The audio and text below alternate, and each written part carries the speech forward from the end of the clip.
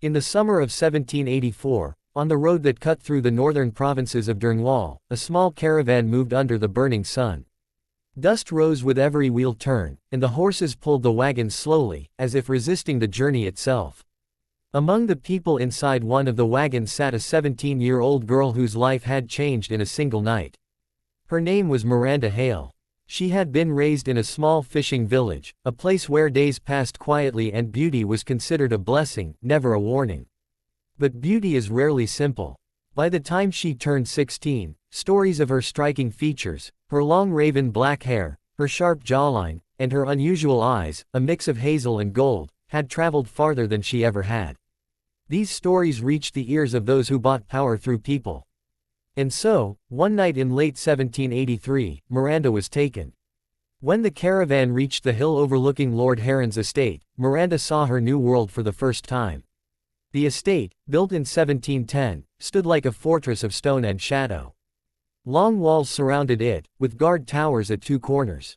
The main house was enormous, 3 floors, each lined with tall windows, none of them opening toward freedom. The gates opened with a groan, as if the iron itself disliked welcoming new souls. Miranda was led out with a rope around her wrists. She kept her back straight, refusing to show fear. The guards, surprised by her composure, exchanged looks. She did not look like the others who arrived broken. She looked untouched by cruelty, yet.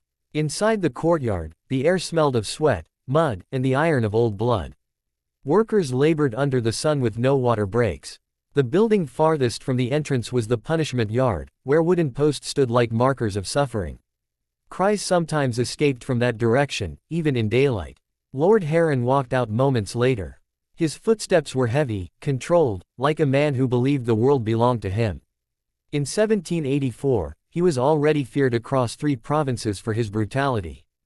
Twice widowed, twice accused of deaths surrounding his wives, he lived without shame or hesitation.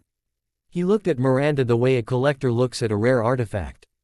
"You will not speak unless spoken to," he said. "You will not disobey. And you will not run." Miranda did not answer. Heron's jaw tightened. Her lack of fear offended him. That night she was given a small room near the kitchen, barely large enough for a cot. A single candle lit the space, and when it burned low, darkness swallowed everything. But Miranda remained awake for hours, studying the sounds of the estate, the footsteps, the keys, the dogs outside, the guards changing positions. She was already learning the place she had been forced into. By 1785, Miranda had become a well-known figure within the estate. Workers who never saw the outside of their cabins whispered about her. Some said she walked with the dignity of a queen. Others said her silence was sharper than a blade. Guards claimed her eyes were unsettling, not because they were beautiful, but because they held something dangerous, will. Lord Heron despised her unbroken spirit. He punished her for small things, walking too slowly, breathing too loudly, standing too straight. He believed that by breaking her body, he would break her mind. He was wrong. Miranda endured the beatings, the cold winters, the burning summers. But every punishment carved a new piece of knowledge inside her. Heron feared her spirit. It was the only thing she owned that he could not steal. During 1785, several men in the estate developed an unhealthy obsession with her.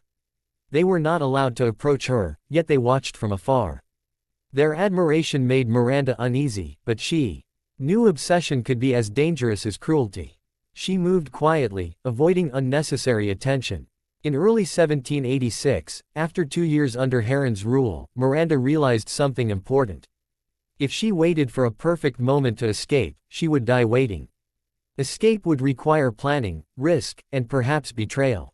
She began to observe everything around her. Which doors were locked at night? Which guards drank too much? Which workers were brave enough to help? Which shadows were deep enough to hide her? By mid-year she identified 2 allies. Elias, a young worker with quiet intelligence, and Mara, an older woman who had served Heron for decades and despised him more than anyone else. One night, Mara whispered to Miranda, "Child, if you want freedom, the estate has old bones beneath it. Tunnels. Built before Heron was born. Dangerous, but they led out. Those tunnels," Mara explained, "were abandoned around 1741, when part of them collapsed. No one used them anymore. No one maintained them, but they still existed." Miranda listened carefully. She felt something she had not felt in a long time, hope. But hope is fragile. For the next year, she prepared. By the end of 1786, the spark of rebellion had already formed inside her. A spark that would soon become a fire. By the beginning of 1787, Miranda had survived nearly 3 years inside Lord Heron's estate. She had endured the punishments, the labor, the hunger, and the humiliation. Yet nothing inside her had collapsed. Her spirit still stood straight, even when her body did not. This angered Heron more than anything. He began finding new ways to break her. In February 1787, during one of the coldest winters the province had seen in decades, Heron ordered all workers to labor outside from dawn until nightfall. He wanted to see who would collapse first. Snow hardened like stone across the fields, and the wind was sharp enough to slice through wool. Miranda's fingers bled from carrying frozen buckets, yet she refused to slow down. Guards watched her with a strange mixture of irritation and fascination. They knew she should have collapsed long before others, but she didn't. One guard whispered, "She works like someone who has already escaped in her mind." The other replied, "And that makes her dangerous." That winter scarred many people, but it shaped Miranda. The cold taught her the value of patience. The hunger taught her the value of planning. The cruelty taught her the value of freedom. By the time spring approached, Miranda no longer feared Heron, she understood him. He was not driven by control alone. He was driven by insecurity. He could not stand that someone under his rule still had a mind he could not conquer. During March 1787, Heron increased the punishments. Some days he forced Miranda to carry logs twice her weight. Other days he made her kneel on gravel for hours. Once, he kept her locked in a storage shed without food for an entire day because she didn't lower her head fast enough when he passed. But each time she returned to her room, she whispered the same promise to herself. "I will leave this place. And I will not leave alone." During these months, Miranda learned every corner of the estate. She memorized patrol patterns, guard shifts, and which keys hung where. She learned that the eastern gate was rarely used. She discovered that one guard, Tolan, frequently slept on duty after drinking. Most importantly, she learned trust. Elias helped her whenever he could. He made sure she got extra water during long work days. He passed her small pieces of bread during long punishments. He used his quiet nature to remain invisible, exactly what Miranda needed in an ally. Mara, the older woman who had served Heron for nearly 2 decades, gave Miranda something even more valuable: information. She told her about the old tunnels beneath the estate, tunnels no one used anymore, tunnels that could lead outside the walls if the right passage wasn't collapsed. These tunnels were built around 1725, Mara whispered one night. Before Heron's father rebuilt this place. They go under the orchard, under the long wall, and into the forest. The earth swallowed parts of them, but some paths still breathe. Miranda studied Mara's face. "You know them well." "I knew them when I was your age," Mara replied. "I survived my own escape attempt. I failed. The tunnels nearly buried me. But they didn't kill me. And they can save you, if you are careful." That night, Miranda lay awake considering the risks. The tunnels could collapse. Guards could catch her. She could die before reaching the forest. But staying meant a slower, more certain death. By June 1787, she decided to attempt her first escape. She waited for a storm, the kind that made the estate more chaotic, the kind that drowned footsteps and blinded guards. When the storm finally came, it arrived with thunder so loud it shook the windows. Rain crashed over the courtyard like waves. Workers scrambled to cover supplies, and guards rushed from post to post, shouting instructions. Miranda seized the chance. She moved toward the wall with her head lowered, pretending to struggle with a barrel of grain. When the guards turned their backs, she abandoned the barrel and rushed toward the stone wall. Her heart pounded so loudly she could feel it in her throat. She climbed fast. The storm hid her movements. Each stone was slick, each handhold uncertain, but she reached halfway in seconds. Then lightning split the sky. Thunder roared. A guard spotted her silhouette. "Stop her." Miranda tried to climb faster, but hands grabbed her ankles and pulled her down. Mud splashed across her face as she hit the ground. She struggled, but the guards were stronger. They dragged her across the courtyard like an animal. Heron arrived moments later, soaked from the storm, his face red with rage. He didn't speak at first. He only stared at her, a long, cold stare that felt heavier than any blow. Then he ordered the punishment. The guards beat her until she could barely breathe. She didn't scream, but each strike cut deeper, each kick blurred her vision. Finally Heron raised his hand. Enough. She lives. For now. Miranda was carried to her room, barely conscious. For 3 days she couldn't stand. For a week she couldn't work. For a month she could not lift anything heavier than a bowl. But something powerful happened during that time. Her fear died. Only determination remained. By August 1787, she could walk again. By September, she regained strength. By October, she returned to work as if nothing had happened. But she wasn't the same girl anymore. She had learned the estate's reaction time. She had learned Heron's weaknesses. She had learned that escape was possible, even if her first attempt had failed. And she had learned something even more important. She would not escape through the wall. She would escape through the earth. Through the tunnels. The winter of 1787–1788 was approaching, a winter she planned to use. Far from breaking her, the storm had awakened her. Her second attempt would not fail. The year was 1841, and by the time Lena stepped back into the slave quarters that night, a strange calm had settled inside her. It wasn't peace, it was focus. A focus that came from knowing her first small victory had worked. One letter was gone. One truth was now somewhere out in the world. But victories had a price. By midnight, the plantation guards were unsettled. A whistle echoed through the dark fields. Doors slammed. Torches lit. Someone had discovered a locked room that should have been open, and an overseer who had not woken from a heavy sleep. Lena knew they would come. She sat upright on her straw bed, sweat gathering at her temples despite the cold night. Other enslaved women looked at her, sensing something wrong. Fear traveled through the room like a silent wind. The door crashed open. 4 guards stormed in, boots thundering on the wooden floor. Their faces were carved with suspicion, anger, and something darker, paranoia. Everyone up, one barked. Women stood, trembling. Lena rose slowly, steady, her heart pounding but her face calm. A guard pointed. "You. Step forward." She obeyed without a word. The head guard circled her like a wolf studying prey. His torchlight glowed across her face, revealing nothing but quiet defiance. "You were near the West Hall earlier," he said. Someone unlocked a door. Someone drugged an overseer. Someone touched the master's office. Lena stared straight ahead. "I worked where I was ordered." He moved closer, inches from her face. "You think we don't notice when trouble grows legs?" Another guard lifted a heavy iron chain. "Take her to the yard," he said. "The master will question her at dawn." Gasps broke out behind her. Dawn questioning was torture disguised as authority. No one returned from it the same. As they grabbed her arms, Lena made a choice. She would not let herself be taken quietly. Not tonight. Outside, frost covered the ground. Torches flickered in the wind. Chains hung from a post used for punishment. But Lena wasn't looking at the chains, she was looking at the shadows behind the stable, calculating distance, position, weakness, everything. She had spent years studying pain, now she studied escape. One guard shoved her forward. She stumbled, then suddenly stopped. The guard yanked her. "Move." She turned her head slightly. "No." He pulled harder, irritated, and that irritation was exactly what she needed. Lena twisted sharply, dropping low.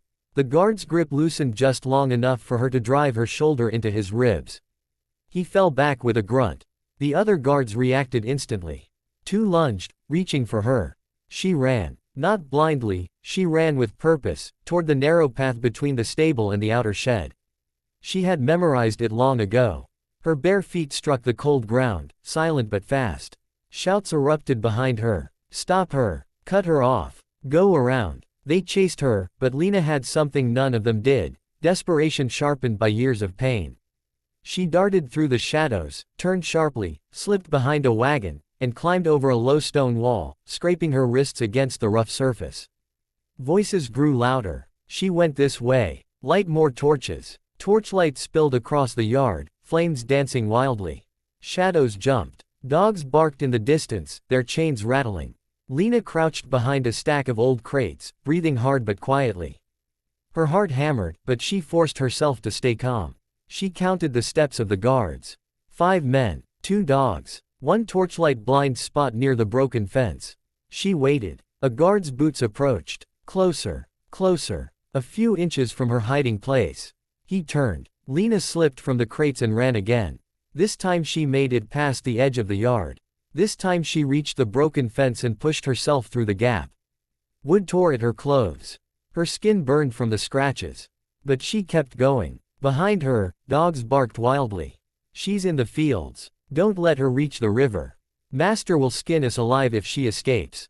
Lena didn't stop, not even when her breath tore at her lungs. She ran across frozen soil, between rows of cotton stripped bare for winter. Moonlight guided her path, silver and cold. And then, a deep, booming gunshot split the night. She dove to the ground. Dirt exploded near her hand. The guards had rifles now. She scrambled into the tall dead cornstalks, crawling fast, leaving no clear trail. Corn stalks crackled softly under her weight. She moved like she had once seen a fox move, low, quiet, alert. Another gunshot, a shout, a dog howl, but Lena did not stop. When she finally reached the dark line of trees marking the start of the forest, she looked back once. Torches flickered behind her, scattered across the fields like angry stars. They were searching. They were furious. They would not rest until she was found. But Lena whispered to herself, voice shaking but fierce, "I will not die here." And with that, she stepped into the forest darkness. Alone, hunted, but free for the first time in her life.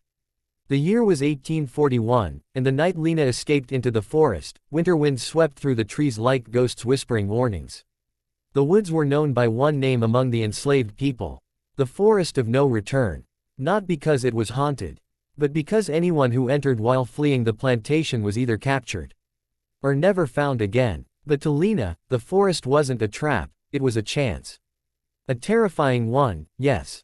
But still a chance. She stepped deeper into the darkness.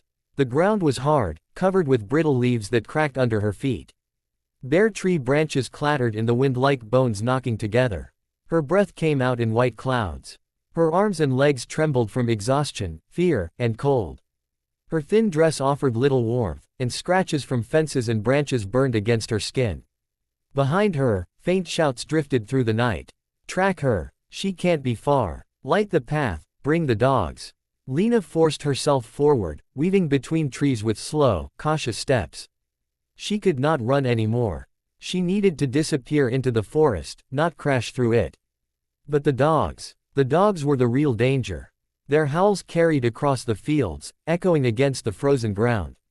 She swallowed hard, remembering stories whispered by escaped slaves, stories of bloodhounds that could follow a scent for miles. Her scent. She touched the rough bark of a tree, trying to steady her breath. She had to stay calm. Panic would kill her faster than the dogs. A sudden rustle made her spin around. A squirrel darted up a tree and vanished. Her heart thudded painfully. "Stay focused," she told herself. She pushed forward until she found a shallow ditch filled with old leaves. Dropping to her knees, she dragged the cold, damp leaves over her body and rubbed them into her skin and hair. The dirt was bitterly cold, but it masked her scent. She crawled out again, shivering violently. But it worked. The dogs barking hesitated. For the first time, the hunters were confused. Lena moved toward a cluster of thick shrubs near a fallen tree. She slipped under the broken trunk and curled into the darkness, hidden completely. Her body ached, but she forced herself to stay awake. The night was too dangerous to sleep. Minutes passed. Or maybe hours. Time lost meaning in the cold. At last, torchlight flickered through the distant trees. Voices grew louder. "She came through here. Where are the dogs?" They lost her scent again. "Keep looking, Master won't accept failure." Lena pressed a hand against her mouth to quiet her breathing. Sweat trickled down her back despite the cold. Two shadows approached her hiding place. A guard kicked at the fallen tree. "Check behind this." She held her breath so long her chest burned. Another guard waved him off. No tracks. No prints. She doubled back or went toward the river. The first guard hesitated. "Should we still check?" "Waste of time," the other snapped. "Let's regroup." Their boots crunching on leaves slowly faded away. And then, silence. The forest swallowed sound again. The torches dimmed. The shouts drifted into the distance. Lena stayed hidden for several more minutes before crawling out. Her dress was damp and filthy. Her hands were numb. Her lips burned from the cold air. But she was alive. She stood on shaky legs and looked toward the deeper forest, where moonlight barely touched the ground. "There's no turning back," she whispered. She moved deeper, following a narrow path worn by deer. Her body begged for rest, but she pushed forward. She needed water. She needed warmth. She needed distance between herself and Dracot's men. Eventually, she reached a clearing where moonlight spilled like silver dust. In the middle of it stood an old dead oak tree, huge, twisted, silent. Beneath the oak lay a shallow pool of frozen water. Lena knelt beside it and cracked the thin ice with a stone. She cupped the icy water and drank slowly, her throat aching from the cold but grateful. She washed the dirt from her face and arms, then wrapped herself tighter against the wind.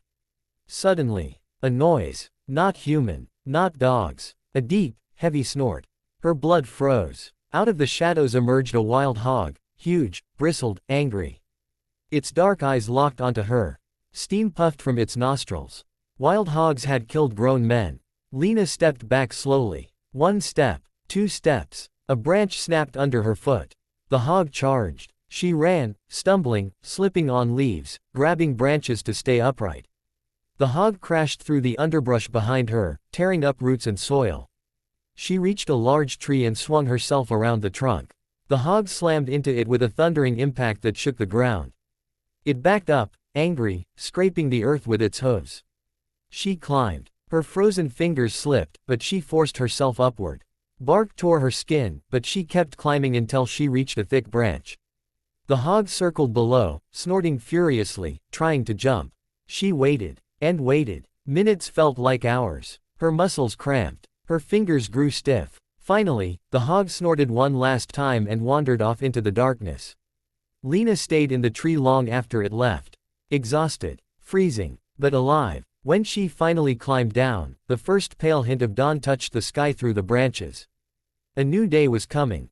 A dangerous day. A hopeful day. A day she would face alone in the wild. She looked toward the forest's deeper shadows and whispered, "I am not done. I am not broken." Then she walked onward into the frozen wilderness. A hunted woman, but no longer a slave.